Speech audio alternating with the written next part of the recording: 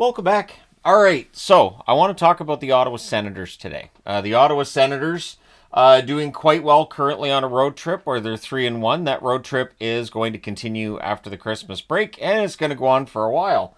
And honestly, if they come out of this road trip with, say, maybe 6 wins in 9 games, that kind of thing, this could be big. The Ottawa Senators are currently 18-14-2. Now, it's not a fantastic record, but it's a heck of a lot better than what they've usually had 34 games into the season. Last year, they were 14-20. So we were already talking about that season being a write-off. The previous season, 15-16-3, they would end up very short of a playoff, but just very close, just short of a playoff spot that year. They faded a bit at the end, but they were close. They were in the hunt. 2021, 2022, and the previous season, they were 11-20-3 through 34 games. Did a bit of a double take on that one. 2019-2020, they had kind of a mirror record in that it was 14-18-2. 2018-2019, they were 14-6-4. 2017-2018, they were 11-15-8. And all the way back in 2016-2017, when they last made the playoffs, 20-11-3 at this point. So the fact that they have the best record that they've had at this stage of the season since they last made the playoffs, plus it's the first time they've been above 500 at this point of the season since they last made the playoffs. When they were wearing this was their look the last time they made the playoffs. That's saying something. Now, cap space, something to keep an eye on as we get closer and closer to the trade deadline. They have $3,780,000 in terms of cap space, according to Puckpedia. Their expiring UFA list is interesting. Claude Giroux, if they were out of the hunt altogether, we'd be talking about where Giroux might go at the deadline and which contenders might be looking to add a veteran, but Ottawa's not in that position. Nick Cousins, Adam Gaudette. Gaudette's one I could see getting moved because while he has 13 goals this season, we'll look at his stats and why I think he might be a good candidate for them to trade at some point. Hamonic and Forsberg also on expiring deals. I don't think Forsberg's going anywhere. Hamonic, maybe, if they feel like they have that depth on the blue line. You don't want to lose players for nothing, and a couple of minor moves here and there shouldn't hurt the Ottawa Senators in the big picture. Now, when the Senators last made the playoffs, let me just go ahead and spell that right. So I kind of was rushing to put this together in between the first and second period of the the Rangers-Devils game.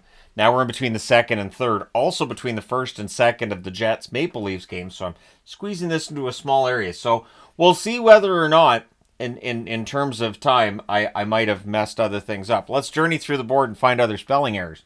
So anyways, the top scorers, the last time that the Senators made the playoffs, Erik Karlsson, Hoffman, Turris, Stone, Brassard, Pajot, Zach Smith, Dzingel, Phaneuf, and Ryan. So, by my count, Karlsson's still in the NHL. Stone's clearly still in the NHL. Pajot's still in the NHL. That's 3. That's 3 out of the top 10 scorers, and their goaltenders were Craig Anderson and Mike Condon. Hammond got into some games that year too, but none of them are still active. So this is remarkable that it's been that long since they made the playoffs, and the last time they made the playoffs, almost all these players are gone out of the league at this stage. Now, the current team, you've got Tim Stützle. 34 games, 11 goals, 28 assists, 39 points. The interesting part is they've had a very good road trip. They have a very good record. But the scoring isn't like super inflated right now. 1 goal, 9 assists for 10 points in 11 games for Stützle in the month of December. Batherson, 34 games altogether, 13 goals, 21 assists, 34 points. He's been very consistent. This month, 11 games, 4 goals, 6 assists, 10 points. Tkachuk, 34 games altogether, 16 goals, 17 assists, 33 points this month. His scoring's actually been down a little bit overall. 11 games, 5 goals, 2 assists, 7 points. Claude Giroux, 34 games, 8 goals, 14 assists, 22 points. This month, 11 games, 2 goals, 3 assists, 5 points.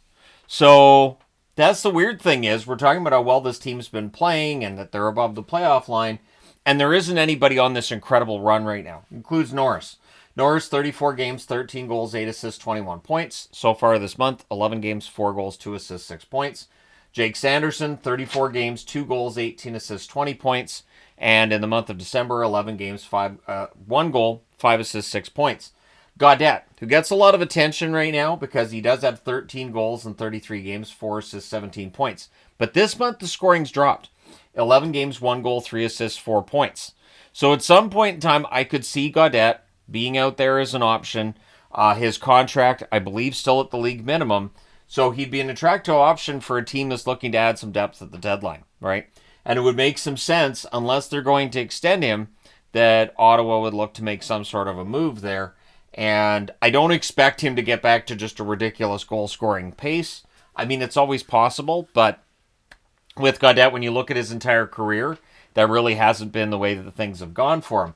Shane Pinto, 26 games, 6 goals, 3 assists, 9 points. But I wanted to highlight him because lately he's been red hot. 11 games, 5 goals, 1 assist, 6 points. Ostapchuk might be one to watch in the second half of the season, too. 3 assists in 20 games at the NHL level this season. 2 points in 11 games so far this month. Now, when we look at the current road trip, they're 3-1 on that. And they've got 5 games left in a 9-game road trip. So this coming Saturday, they're in Winnipeg. Not easy. Then on Sunday, they're in Minnesota. So those are back-to-back games against teams that are near or at the top of the league. And then on Thursday, the 2nd of January, they're in Dallas. So that's a tough trio of games right there for Ottawa. And so it's a good thing they've got the 3-1 record through the first 4 games. They may need that cushion a little bit for the next 3. Then they're on Friday the 3rd, they're in St. Louis, so that's back-to-back. And then Tuesday the 7th, they're in Detroit. So once the schedule maker's done hating on them, they come home for one game. On the 9th of January against Buffalo. Then they go back on the road to Pittsburgh on the 11th, and then they come home on the 12th to play Dallas again. So they play Dallas twice in 10 days. The second game against Dallas is a home date, but it's the second half of a back-to-back. So that's not going to be easy for Ottawa. Then they go back on the road again. They're in New York, play the Islanders on the 14th. They come home for 2. So this is going to feel like, hey, home cooking. On the 16th against Washington, and then on the 18th against Boston. And then it's on the road again for 3. First on the 19th in New Jersey, so that's another back-to-back. They go from playing at home against Boston to playing in New Jersey on the 19th. Then they're in New York against the Rangers on the 21st. And then they're in Boston against the Bruins on the 23rd. So they got 2 games against the Boston Bruins in 4, 1 at home and 1 away. Then they come home for 3 to finish out the month. Toronto on the 25th, Utah on the 26th, and then they get a few days off finally, and they play against the Capitals at home on the 30th. This is not an easy schedule.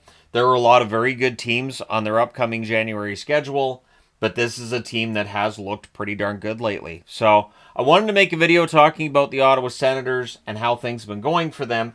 Keep it kind of basic, but also, kudos to Travis Green. He's got things figured out. You have to give him some kind of credit for the fact this team has a better record than they've had since 2016 at this point in the year. So that says a lot, and we'll see whether or not it ends up with playoffs. I would love to see the Ottawa Senators back in the playoffs.